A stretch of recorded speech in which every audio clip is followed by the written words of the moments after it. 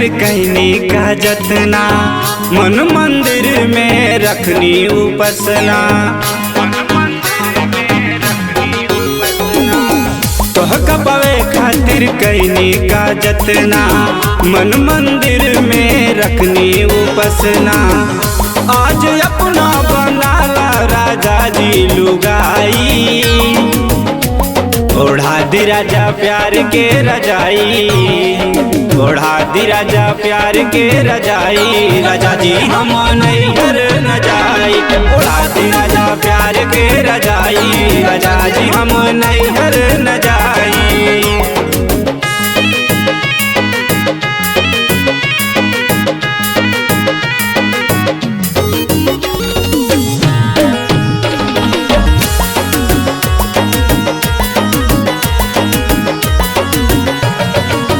तोहरा कोरा में मीठी नींद आई, प्यासी जवानी के मनसा पुराई। तोहरा कोरा में मीठी नींद आई, प्यासी जवानी के मनसा पुराई।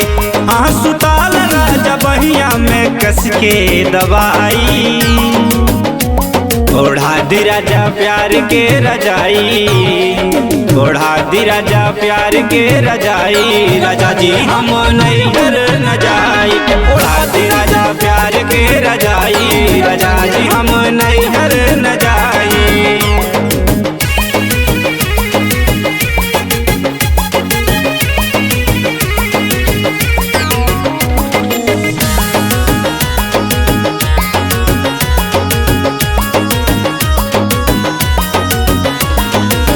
हमरा बात मान जी भर के खाई, जब तक बानी ना बबुआ के माई, जब तक बानी ना बबुआ के माई।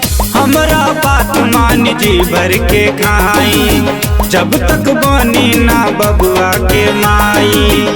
लेके कोरा में खिला राजा प्यार के मिठाई, ओढ़ा दी राजा प्यार के रजाई, ओढ़ा दी राजा प्यार के रजाई। राजा जी हम नैहर न जाई, ओढ़ा दी राजा प्यार के रजाई।